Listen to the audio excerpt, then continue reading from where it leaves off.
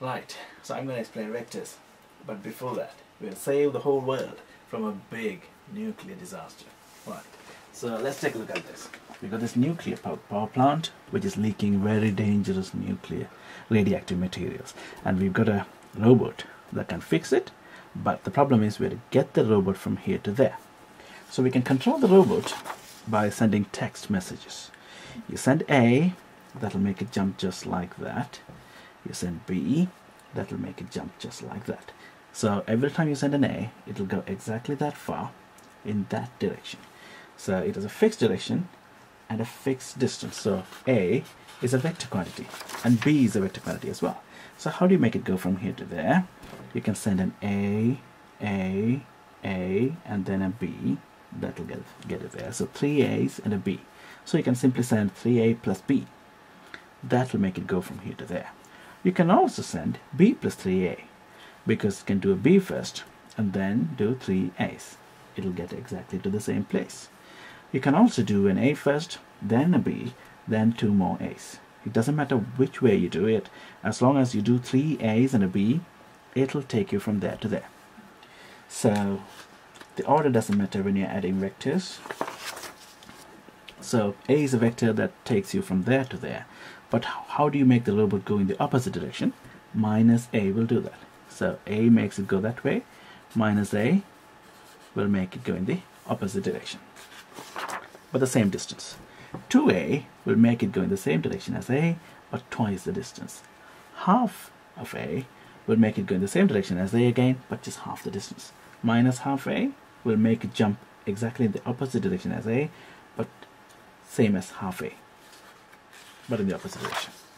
So how do you, so this is a different diagram where we need to go from M to P. So how do you make it go from M to P? What are the commands that you need? The diagram gives us a clue, because A will take us from M to N, and B will take us from N to O, C will take us from O to P. So if we do an A followed by a B and a C, A plus B plus C will take us from M to P. But what if we don't want to go all the way to P, but just stop halfway? X is a midpoint between M and P, and we want to know how to get from M to X.